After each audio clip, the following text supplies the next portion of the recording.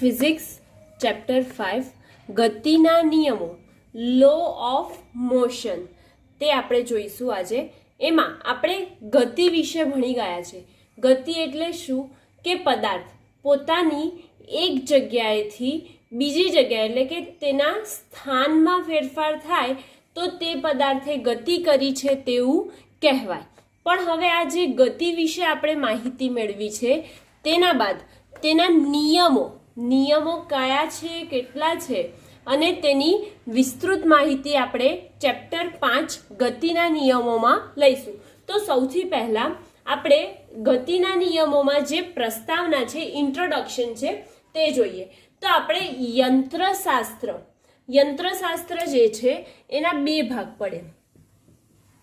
યંત્રશાસ્ત્ર જે છે તેના બે ભાગ પડે. યંત્રશાસ્ત્ર એટલે કે મેકેનિક્સના બે ભાગ પડે. કયા? તો એક તો ડાયનેમિક્સ અથવા તો ગતિશાસ્ત્ર એવું લખી શકો, બરાબર. ગતિશાસ્ત્ર અને શુદ્ધ ગતિશાસ્ત્ર. હવે આ જે ગતિશાસ્ત્ર શું છે અને શુદ્ધ ગતિશાસ્ત્ર શું છે, આમ એને જો ઇંગ્લિશમાં કહેવા જઈએ તો ડાયનેમિક્સ અને કાઇનેમેટિક્સ આ બે નામ આવે. ગતિશાસ્ત્ર સૌથી પહેલા જોઈએ તો ગતિશાસ્ત્ર એટલે શું કે જે વિભાગમાં ગતિના કારણો અને ગતિ કરતી વસ્તુના ગુણધર્મો સહિત તે ગતિની ચર્ચા કરી હોય તેને ગતિશાસ્ત્ર કહે છે. અને શુદ્ધ ગતિશાસ્ત્ર એટલે શું કે માત્ર તે પદાર્થ, કોઈ કણ જે ગતિ કરે છે તે દર્શાવે છે. તેના ગુણધર્મ અથવા તો તે પદાર્થે કેમ ગતિ કરી તેનું કારણ આપતું નથી. તેને શું કહેવાય? શુદ્ધ ગતિશાસ્ત્ર. એટલે કે યંત્રશાસ્ત્રના બે ભાગ ગતિશાસ્ત્ર અને શુદ્ધ ગતિશાસ્ત્ર. હવે આગળ જોઈએ તો ગતિ એટલે આપણે પદાર્થની ગતિ કેવી રીતે સમજી શકીએ કે ધારો કે કોઈ પદાર્થ છે એક જગ્યાએથી બીજી જગ્યાએ જાય છે તો તે પદાર્થ ગતિમાં છે તેવું કહેવાય. પરંતુ જે નિયમિત ગતિ, બે પ્રકારે ગતિ થાય છે. કઈ? નિયમિત ગતિ અને બીજી કઈ ગતિ? તો અનિયમિત ગતિ, બરાબર. હવે નિયમિત ગતિ જ્યારે કરે છે પદાર્થ અથવા તો કણ નિયમિત ગતિ કરે છે ત્યારે તેના માત્ર વેગનો જ ખ્યાલ મળે છે. શેનાથી? જ્યારે પદાર્થ નિયમિત ગતિ કરતો હોય ત્યારે માત્ર વેગનો જ ખ્યાલ આપે છે. જ્યારે પદાર્થ અનિયમિત ગતિ કરતો હશે ત્યારે તેના પ્રવેગનો ખ્યાલ પણ હોવો જરૂરી છે.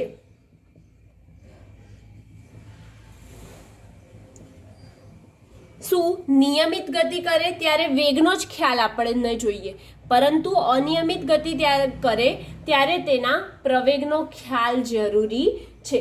હવે આ જે પદાર્થોમાં ગતિનું નિયંત્રણ, હવે પદાર્થ ગતિ તો કરતો હશે સતત, તો એ ગતિ કરતો હોય, ધારો કે તમે કોઈ બોલને લીધો તો એ બોલને તમે ફેંકો છો જોરથી, તો એ ગતિ ક્યાં સુધી કરશે? જેટલું તમે જોરથી તેને ફેંક્યું હશે ત્યાં સુધી એના પદાર્થ એટલે કે વચ્ચે કોઈ આડે વસ્તુ નહીં આવે ત્યાં સુધી તે પદાર્થ શું કરશે? ગતિ કરશે. એટલે કે જે તમે દડો ફેંક્યો છે તે ત્યાં સુધી ગતિ કરશે. પરંતુ તેને રોકતું અથવા તો તેને અવરોધક કોઈ બળ લાગશે ત્યારે તે પદાર્થ પોતાની જગ્યા પર સ્થિર થઈ જશે. એટલે કે સમય જતા તે પદાર્થ થોડીક વાર પછી શું થઈ જાય છે? સ્થિર થઈ જાય છે. તો આપણે તે જ જોઈએ કે પદાર્થોના ગતિનું નિયંત્રણ થાય તે માટેના અનુભવો, જેવા કે સ્થિર રહેલો ફૂટબોલ છે આપણી પાસે. શું સ્થિર રહેલ ફૂટબોલ જે છે કિક મારવામાં આવે અથવા તો તેને લાત મારીને ઉછાળવામાં આવે તો તે શું આવે છે? સ્થિર ફૂટબોલ ગતિમાં આવે છે તેવું કહેવાય. ક્યારે? જ્યારે તેને લાત મારીએ ત્યારે. તેવી જ રીતે જો કોઈ પથ્થર છે આપણી પાસે અને તે પથ્થર એમનેમ પડ્યો છે, પરંતુ જો તેને હાથમાં લઈને ફેંકવામાં આવે તો તે પથ્થર ગતિમાં છે તેવું કહેવામાં આવશે. તો આપણે બીજું ગતિ માટે કોઈ એક્ઝામ્પલ લઈએ તો બીજું શું એક્ઝામ્પલ આવી શકે કે પથ્થરને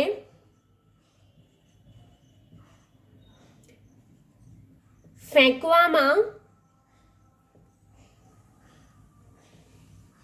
આવે તો તે ઉપર તરફ એટલે કે તમે જ્યાં જે દિશામાં ફેંકો એ દિશામાં પથ્થર ગતિ કરે છે તેવું કહેવાય. ઓકે, હવે એવી જ રીતે બહુ બધા એક્ઝામ્પલ લઈ શકીએ. જેવી રીતે પવનના લીધે, હવાના લીધે વૃક્ષની જે ડાળી છે તે સતત શું થાય છે, હલ્યા કરે છે. તો એના લીધે પણ એને શું કહેવાય, એ પવનના લીધે ગતિમાં છે તેવું કહેવાય. તેવી જ રીતે ખૂબ જ જોરથી પવન ફૂંકાતો હોય તો તે પવનના કારણે મોટા મોટા પદાર્થોને પણ આપણે ખસેડેલા જોઈએ છે. એટલે કે પોતાના સ્થાન પરથી શું થાય છે, ખસી જાય છે. ક્યારે? જ્યારે વધારે પવન ફૂંકાતો હોય ત્યારે. જેવી રીતે કે ચક્રવાત હોય તો શું થાય કે આખું જે છે સાયક્લોન હોય તો એ પવન ફૂંકાય તેના લીધે ઘણી બધી વસ્તુ એટલે કે કોઈ છાપરા છે એટલે કે ભારી ભારી વસ્તુ પણ શું થાય છે, હવાની ઝપેટમાં આવીને એ ગતિમાં આવી જાય છે. આમ દરેક પદાર્થ ગતિમાં તો હોય છે, પરંતુ આ જે પદાર્થ ગતિ કરે છે તે પદાર્થ સ્થિર સ્થિતિમાંથી ગતિમાં લાવવા માટે આપણે તેને શું કરીએ છીએ, બોલ લગાડીએ છીએ. શું કરીએ છીએ? હવે આ પહેલા ફૂટબોલ જે છે એ કઈ સ્થિતિમાં હતો, સ્થિર સ્થિતિમાં હતો. તો આપણે તેને ગતિમાં લાવવા માટે શું કર્યું, કોઈક બળ લગાડ્યું. એનો મતલબ કે આપણે લાત મારી એટલે તે શું થયું, ગતિમાં આવ્યો. એટલે કે એવું કહી શકીએ કે પદાર્થને સ્થિર સ્થિતિમાંથી ગતિ કરાવવા માટે બાહ્ય બળની જરૂર પડે છે. હવે આ પદાર્થ જ્યારે સતત ગતિ કરતો હોય છે ત્યારે તેને કોઈ બાહ્ય બળની જરૂર પડે છે, પરંતુ તેની ગતિને રોકવા માટે પણ શું, અથવા તો તે ગતિને ધીમી પાડવા માટે પણ શેની જરૂર પડે છે, કોઈ બાહ્ય બળની જરૂર પડે છે. આમ ઢાળ પરથી કોઈ બોલ ગવડતો હોય, ઓકે, તો ઢાળ પરથી કોઈ બોલ ગતિમાં આવ્યો હોય તો તે બોલને રોકવા માટે, તે બોલ સતત ગતિ કરશે, પરંતુ જો તેને રોકી દેવો હોય તો તેના વચ્ચે કાં તો તમારે કંઈક અવરોધક વસ્તુ જેનાથી તે રોકાઈ જાય તેવી કોઈ વસ્તુ લાવવી પડે, અથવા તો તમે તેને, જો ઢાળમાંથી ગબડતો દડો છે તો તેને તમારા હાથથી પણ તમે રોકી શકો છો. એટલે કે કોઈ બાહ્ય બળ લગાવવું પડે છે તે ગતિને પણ ધીમી પાડવા માટે. તો આમ બળ એટલે શું એમ જોઈએ તો બળ એટલે થાય કે પદાર્થ પર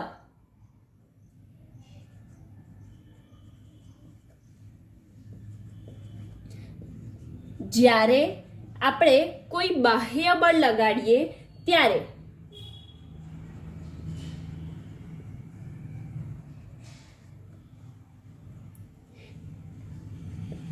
તે બળ પર 4 પ્રકારની અસર થાય છે.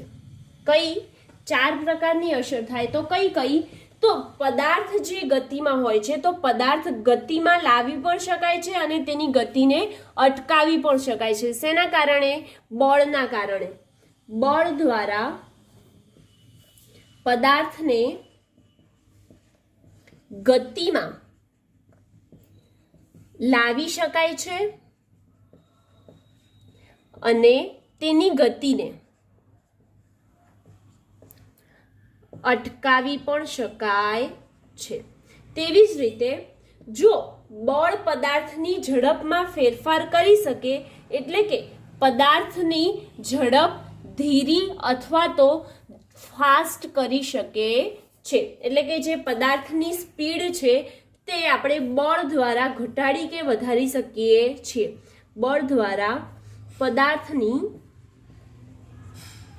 ઝડપ વધારી કે ઘટાડી શકીએ છીએ. તેવી જ રીતે બળ દ્વારા ગતિની દિશા બદલી શકાય છે. બળ દ્વારા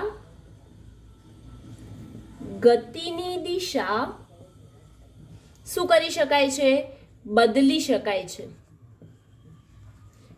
અને છેલ્લે બળ. હવે કોઈ વસ્તુ પર આપણે બળ લગાડીએ તો તે બળના લીધે તેનો આકાર પણ બદલી શકાય છે. કેવી રીતે? કે ધારો કે કોઈ વસ્તુ છે, તમે તેને જોરથી દબાવો છો, અમુક બળથી તમે દબાવશો તો તેના પર કોઈ ફેરફાર નહીં થાય, પરંતુ જો તેને જોરથી દબાવવામાં આવે તો તે બળ દ્વારા તે પદાર્થનો આકાર પણ બદલી શકાય છે. ઓકે, એટલે કે આ ચાર પ્રકારની અસર થાય છે. શેના કારણે? બળના કારણે. કઈ? તો પદાર્થ જે છે તેને ગતિમાં લાવી પણ શકાય છે અને તેની ગતિને અટકાવી શકાય છે. બીજું તો તેની ઝડપ વધારી શકાય છે અને ઘટાડી પણ શકાય છે. ત્રીજું, તેની દિશા બદલી શકાય છે. અને ચોથું, બળ દ્વારા આકાર પણ બદલી શકાય છે. આમ બળ એટલે શું? ટૂંકમાં કહીએ તો પદાર્થ પર જે પરિબળની અસર થવાથી તેની સ્થિર કે ગતિમાન અવસ્થામાં ફેરફાર થાય છે. શું? કે કોઈ પદાર્થના પરિબળની અસરના કારણે તેની સ્થિર અથવા તો ગતિમાન પદાર્થના અવસ્થામાં ફેરફાર થાય તેને બળ કહે છે. તો આપણે એકવાર તેની વ્યાખ્યા લખી દઈએ ગતિના અનુરૂપથી. તો પદાર્થ પર જે પરિબળ ની અસર થવાથી તેની સ્થિર કે ગતિમાન અવસ્થા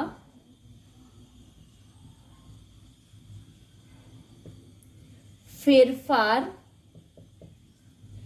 થાય તેને શું કહે છે? બળ કહે છે. ઓકે, હવે આગળ આ જે બળ લાગે છે તે જુદા જુદા પ્રકારના લાગે છે.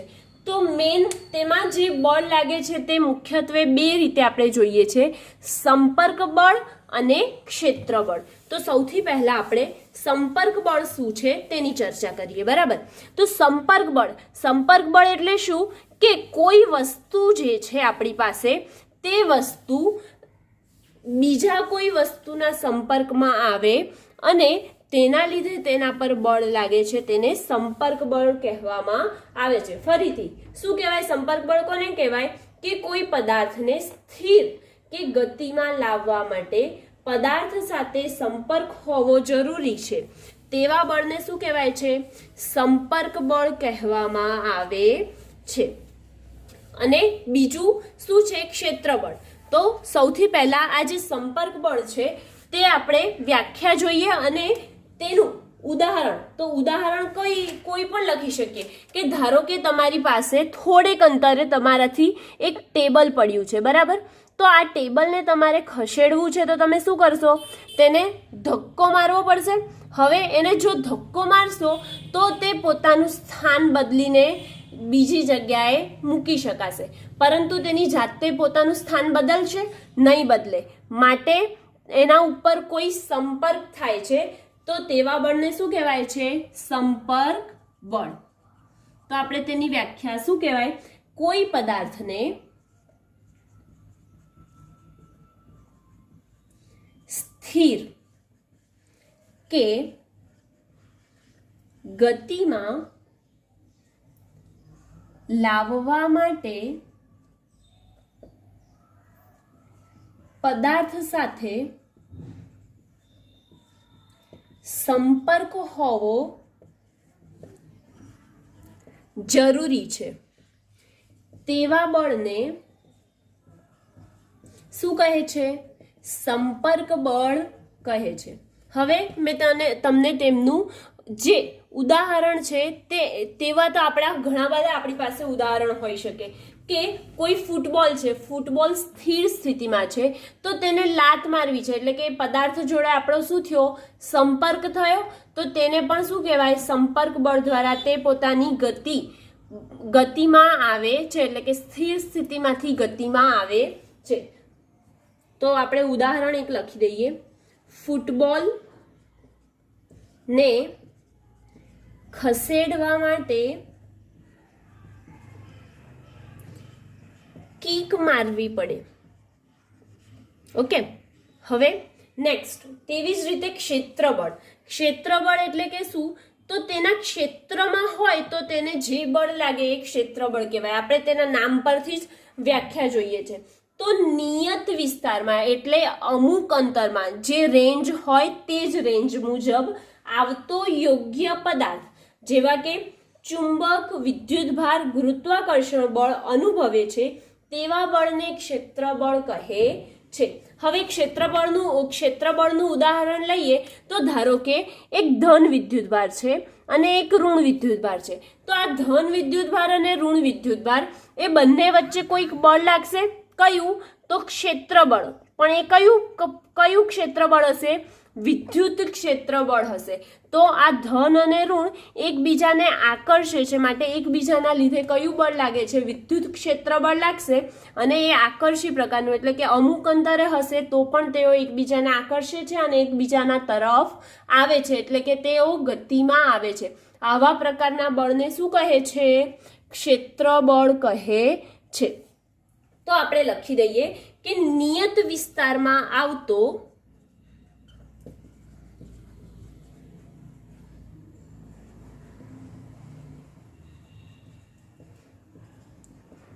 યોગ્ય પદાર્થ ચુંબક, વિદ્યુતભાર, ગુરુત્વાકર્ષણ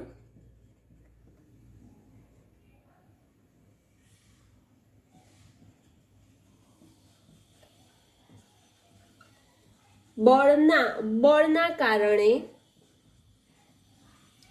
તેઓ બળ અનુભવે છે, તેને ક્ષેત્રબળ કહે છે. હવે તેનું એક ઉદાહરણ લખવું હોય તો આપણે લખી શકીએ ક્ષેત્રબળનું કે મકાનની ટોચ પરથી, શું? મકાનની ટોચ છે એના ઉપરથી કોઈ તમે દડાને ફેંકો છો તો એ દડો ગુરુત્વાકર્ષણના લીધે ક્યાં પડશે? નીચે પડશે. ઉપર તો જવાનો નથી. કોઈ વસ્તુને આપણે જોઈએ છે કે કોઈ પણ વસ્તુને આપણે ફેંકીએ તો તે ક્યાં પડે છે? નીચે પડે છે. શેના કારણે? ગુરુત્વાકર્ષણ બળના કારણે. ગ્રેવિટેશનલ ફોર્સ એટલે કે કયા પ્રકારનું છે?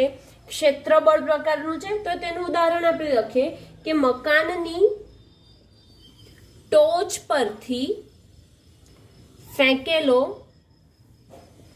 દડો ગુરુત્વાકર્ષણના કારણે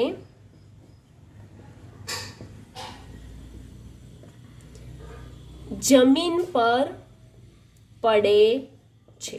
ઓકે, હવે આ જે સંપર્ક બળ છે અને ક્ષેત્રબળ છે એ બંનેમાં સમાનતા પણ છે અને અમુક ભિન્નતા પણ છે. આ ખાસ એસક્યુ એટલે કે જે શોર્ટ ક્વેશ્ચન, એક વાક્યમાં જવાબ અથવા એમસીક્યુ જે છે તેમાં જોઈ શકીએ તેવા પ્રશ્નો.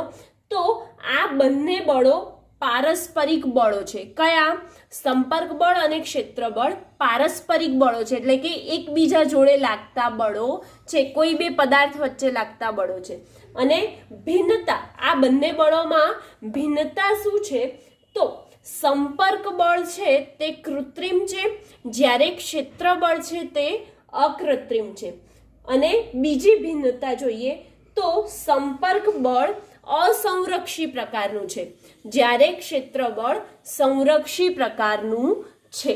એટલે કે અહીંયા સંપર્ક બળ અને ક્ષેત્રબળ વિશે આ માહિતી પૂરી થઈ. હવે આપણે જોઈશું એરિસ્ટોટલની ભૂલ ભરેલી માન્યતા. તો ભૂલ ભરેલી માન્યતા એરિસ્ટોટલની શું હતી? તો એરિસ્ટોટલ એવું માનતો હતો કે પદાર્થની નિયમિત ગતિ યથાવત ચાલુ રાખવા માટે કઈક બાહ્ય બળની જરૂર પડે છે. તે એરિસ્ટોટલની માન્યતા હતી. શું માન્યતા હતી? તો આપણે પહેલા લખી કાઢીએ કે એરિસ્ટોટલની માન્યતા હતી કે પદાર્થની નિયમિત ગતિ ચાલુ રાખવા માટે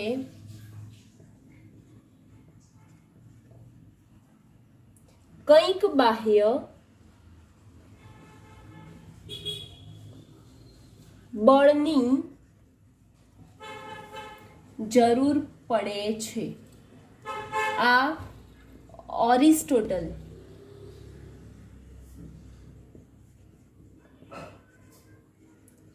માન્યતા છે.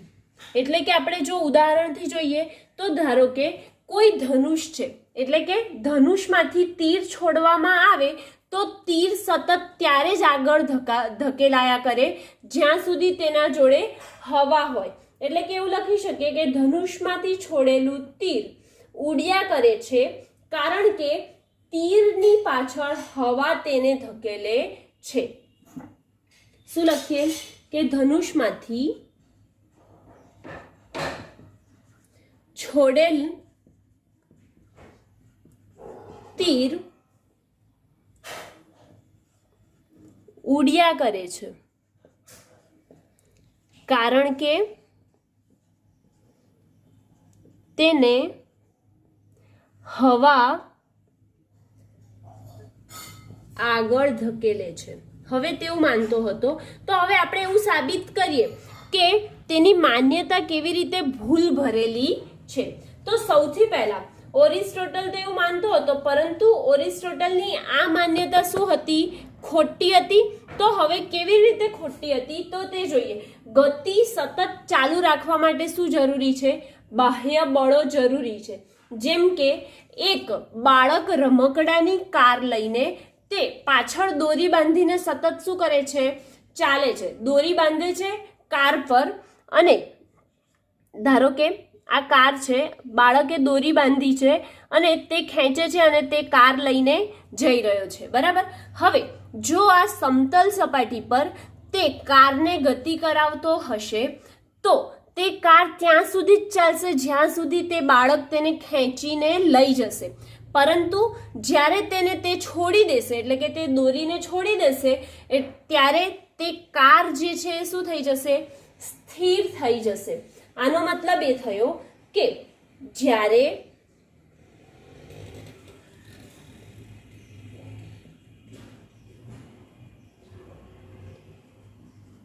પદાર્થની ગતિ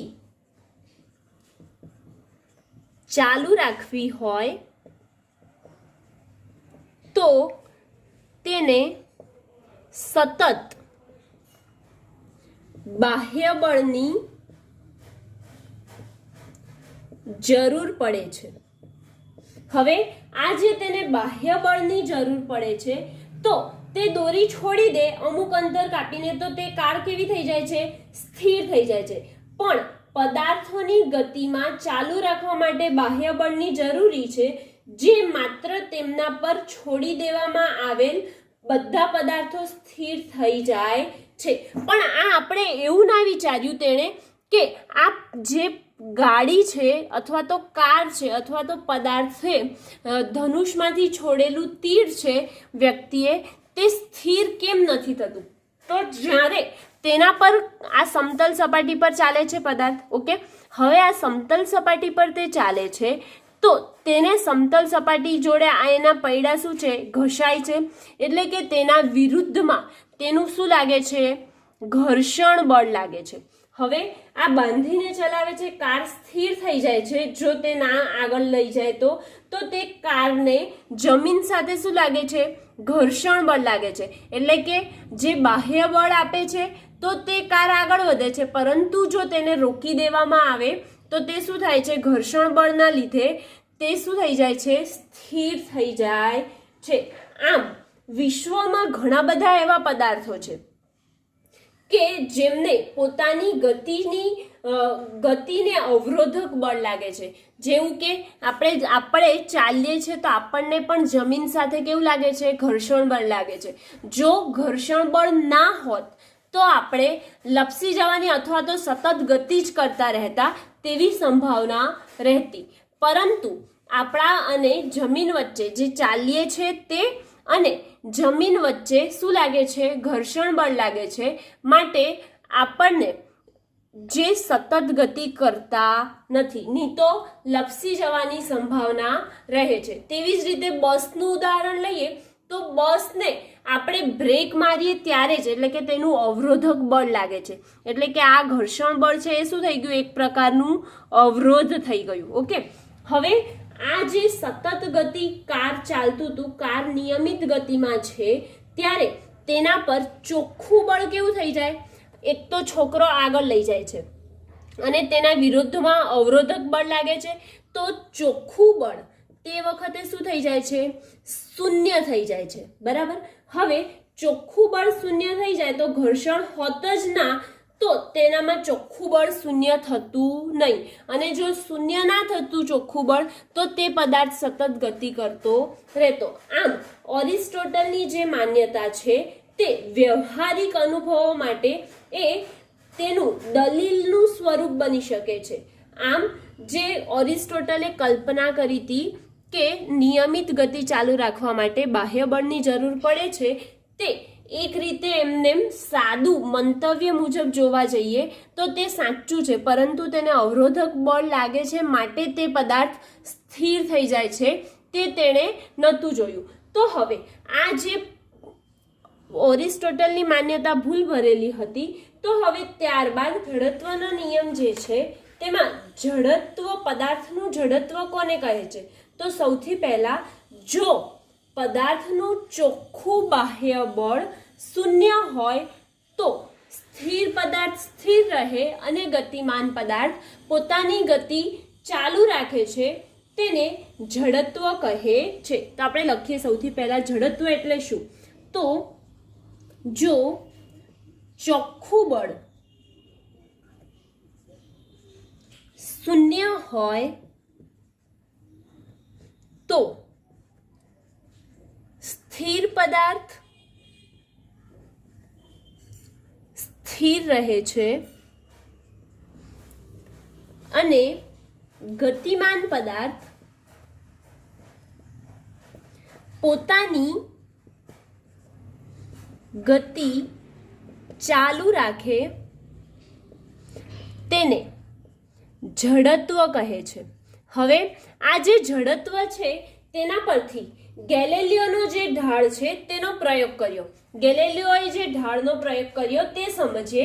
તેના માટે તેણે બે પ્રયોગ કર્યા. સૌથી પ્રથમ એક ઢળાવવાળા સમતલ પર, એટલે કે આ રીતનો કોઈ ઢળાવવાળો સમતલ છે. ઓકે, હવે આ ઢળાવવાળા સમતલ પર તે કોઈ પદાર્થ અથવા તો બોલ છે તેને મૂકવામાં આવે, તો ઢળાવવાળા સમતલ પર જો પદાર્થને મૂકવામાં આવે તો તે પદાર્થ ક્યાંક તરફ ગતિ કરશે? તે ઢળાવ તરફ ગતિ કરશે. તો એ ઢળાવ તરફ જ્યારે તે ગતિ કરે છે ત્યારે તે પદાર્થનો વેગ શું થાય? ઢાળની દિશામાં જ તે પદાર્થ ગતિ કરે છે, માટે તેનો વેગ શું થાય છે? વધે છે. તેવી જ રીતે બીજું જોઈએ કે જ્યારે ઢાળવાળા સમતલ પર કોઈ બોલ ને ઉપર તરફ, એટલે કે ઢાળની વિરુદ્ધ દિશામાં ગતિ કરાવવામાં આવે, તો આ ઢાળની વિરુદ્ધ દિશામાં ગતિ કરાવવામાં આવે ત્યારે પદાર્થને પ્રતિપ્રવેગિત થવું પડે છે. કયું પ્રતિપ્રવેગિત? કેમ કે ઉપર તરફ જવું પડે. પ્રતિપ્રવેગિત થાય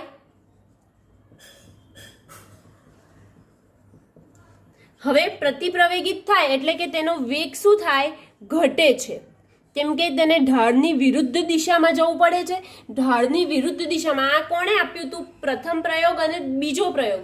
આ બંને ગેલિલિયોના ઢળતા સમતોલના પ્રયોગો છે. તો આ પહેલો પ્રયોગમાં, બીજું. તેવી જ રીતે ત્રીજું, તો કોઈ પદાર્થને સમતલ સપાટી પર, એટલે કે સીધી સમતલ સપાટી છે તેના પર ગતિ કરાવવામાં આવે, એટલે કે આ બોલ છે તેને ગતિ કરાવવામાં આવે તો સમક્ષિતિજ સમતલ પર તે વચગાળામાં વચ્ચે શું થઈ જાય છે? સ્થિતિ છે. આ પરથી ગેલિલિયોએ નિષ્કર્ષ તારવ્યો કે ઘર્ષણ રહિત સમક્ષિતિજ સમતલ પર સુરેખ ગતિ કરતા પદાર્થને પ્રવેગ કે પ્રતિપ્રવેગ હોતો નથી. સમક્ષિતિજ સમતલ પર ઘર્ષણ રહિત સપાટી પર શું? ઘર્ષણ રહિત સપાટી પર પદાર્થનો પ્રવેગ કે પ્રતિપ્રવેગ ન હોવો જોઈએ. આવું કોણે કીધું? ગેલેલિયોએ તેના પ્રથમ પ્રયોગમાં. અને અચળ વેગથી ગતિ કરતો રહે છે. કોણ? જે દડો છે તે સમક્ષિતિજ સપાટી પર તે વચગાળામાં મૂકવામાં આવે અને તે સપાટી ઘર્ષણ રહિત હોય તો તે પોતાનો પ્રવેગ અને પ્રતિપ્રવેગ ન હોવો જોઈએ અને તે પોતાની અચળ વેગથી ગતિ કરતો હોવો જોઈએ. અને આ વખતે તેને કોઈ બાહ્ય બળની જરૂર પડતી નથી. એટલે કે ગેલેલિયોએ પ્રથમ પ્રયોગમાં આ 3 નિષ્કર્ષ આપ્યા. બરાબર. હવે તેવી જ રીતે ગેલેલિયોના ઢળતા સમતલ માટે બીજો પ્રયોગ. શું? આ પ્રથમ પ્રયોગ આપણે જોયો. હવે ઢળતા સમતલ માટે ગેલેલિયોનો જ બીજો નિયમ જોઈએ તો કોઈ એક ઢળતો સમતલ લેવામાં આવે છે. એટલે કે તે બંને બાજુ તે શું છે? ઢાળ છે. તો તેવો સમતલ લેવામાં આવે. ધારો કે આમ ઢાળ છે. બરાબર. એટલે કે આ બહુ વધારે પડતો ઢાળ હોય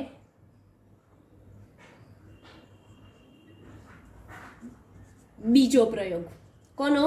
ગેલેલિયોનો. હવે આ જ્યારે વધારે પડતો ઢાળ હશે ત્યારે બે ઢળતા સમતલના બીજા પ્રયોગમાં ગેલેલિયોએ નિષ્કર્ષ કાઢ્યો કે જો કોઈ બોલને અહીંયાથી છોડવામાં આવે તો તે એક સમતલ પરથી સ્થિર સ્થિતિમાં હશે. અહીં કઈ હશે? કોઈ વ્યક્તિના હાથમાં હશે. તો હાથમાં હશે ત્યારે સ્થિર સ્થિતિમાં હશે. ત્યારબાદ તેને જો ગબડીને નીચે મુક્ત કરવામાં આવે એટલે કે એને છોડવામાં આવે તો તે બીજા સમતલ પર જાય છે અને ઢળતા સમતલની સપાટી પર તેટલી જ એટલે કે તેની મૂળ ઊંચાઈ છે તે જ ઊંચાઈએ તે પહોંચે છે. આ ગતિ આમ કરી અને તે ક્યાં પહોંચે છે? તેની મૂળ ઊંચાઈ જેટલી જ ઊંચાઈ પ્રાપ્ત કરે છે. તો આપણે લખી શકીએ કે સમતલની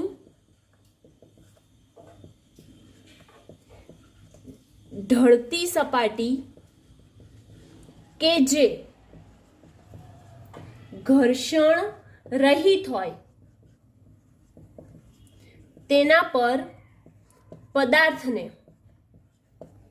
મુક્ત કરવામાં આવે તો તે ઢાળ પર મૂળ ઊંચાઈ જેટલી જ ઊંચાઈ પ્રાપ્ત કરે છે. હવે તેવી જ રીતે બીજું જોઈએ. હવે આ જે ઢાળ છે એ ઢાળને થોડોક ઓછો કરી દેવામાં આવે. ઓકે. પદાર્થને પહેલા અહીંથી છોડવામાં આવે છે અને એ ઢાળને થોડોક ઓછો કરી દેવામાં આવે તો પહેલા આપણે મુક્ત ક્યાંથી કરીશું? દડાને આ જગ્યાએથી જ મુક્ત કરીશું. તો એ વખતે પણ બીજા અવલોકન વખતે ઢાળ ઓછો કરી દેવામાં આવે ત્યારે પણ તે હજુ પણ એટલી જ ઊંચાઈ પ્રાપ્ત કરે. કેટલી? જેટલી તેની ઊંચાઈ છે. કોની? ઢાળની. એટલી જ ઊંચાઈ પ્રાપ્ત કરે છે. પરંતુ તે વખતે કેટલું અંતર કાપે? ઢાળ ઓછો થઈ ગયો એટલે અંતર કેવું થઈ ગયું? વધી ગયું. તો તે વખતે તેટલી જ ઊંચાઈ પ્રાપ્ત કરે છે અને અંતર વધુ કાપે છે. હવે તેવી જ રીતે ત્રીજું જોઈએ તો આ ઢાળ છે તે છે પરંતુ તે ઢાળને પછી છેલ્લે કેવો કરી દેવામાં આવે? સમક્ષિતિજ કરી દેવામાં આવે. ઓકે. એટલે કે કોઈ ઢાળ બચ્યો જ ના હોય ત્યારે સીમાંત કિસ્સામાં બીજા સમતલનો ઢાળ શૂન્ય કરવામાં આવે. એટલે કે ઢાળ કેવો કર્યો? શૂન્ય કર્યો અને દડાને અહીંયાથી મુક્ત કરવામાં આવે છે ત્યારે તે બોલ અનંત અંતર કાપે છે. એટલે કે સમક્ષિતિજ ઘર્ષણ રહિત સપાટી છે માટે તે કેવું અંતર કાપે છે? અનંત અંતર કાપે છે. ક્યારે અનંત અંતર કાપે? જ્યારે ઢાળ શૂન્ય કરવામાં આવે, શૂન્ય હોય ત્યારે. ઓકે. એટલે કે અહીંયા જે જડત્વનો નિયમ હતો તે પણ કમ્પ્લીટ થાય છે. અને જડત્વની વ્યાખ્યા જોવા જઈએ તો શું થાય કે જો ચોખ્ખું બળ શૂન્ય હોય તો સ્થિર પદાર્થ સ્થિર રહે છે અને ગતિમાન પદાર્થ પોતાની ગતિ ચાલુ રાખે છે, તેને જડત્વ કહે છે. આમ જડત્વનો નિયમ અહીંયા કમ્પ્લીટ થાય છે. હવે આપણે નેક્સ્ટ વિડીયોમાં જ્યારે મળીશું ત્યારે ન્યૂટનના ગતિના નિયમો એટલે કે જે ગતિના નિયમો છે તેમાં ન્યૂટનના ગતિના નિયમો જે છે તેની ચર્ચા કરીશું.